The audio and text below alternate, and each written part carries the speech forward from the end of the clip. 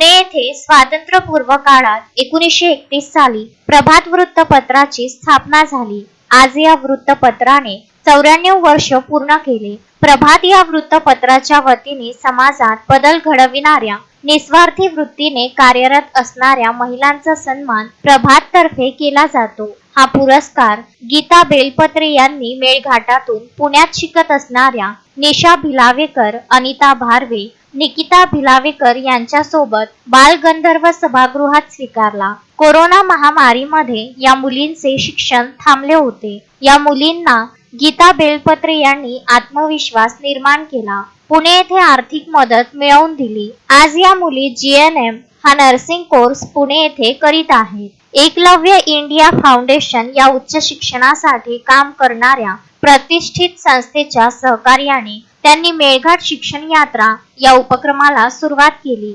दरवर्षी या उपक्रमाच्या माध्यमातून मेळघाटातील उच्च माध्यमिक आश्रमशाळेतील मुलांना कमी वयात होणारे लग्न, खर्रा, गुटखा यासारखी व्यसने, त्याचे दुष्परिणाम तसेच उच्च शिक्षणाच्या संधी यावर जनजागृती करीत आहेत. Melghat millet mission, Melghat village life tourism mission Melghat, non pesticide mission Melghat, अंगारमुक्त जंगल अभियान असे विविध उपक्रम त्यांचे निसर्गा फाउंडेशन या संस्थेच्या माध्यमातून राबवित आहेत. मेळघाटात अनेक बाहेरून आलेल्या लोकांना संस्था स्थापन केल्या. काही लोक काम करून मेळघाट सोडून गेले, काही इथेच स्थायिक होऊन उत्तम कामे करीत आहेत. आणि आपण स्वतः या भागातीलच आहोत, मग आपण स्वतः असे संस्था संचालित करून काम केले पाहिजे. आपल्यासारख्या मेळघाटातील युवकांची ग्रासरूट लीडरशिप उभी करून नेतृत्व केले पाहिजे. या उद्देशाने आज वाटचाल सुरू आहे.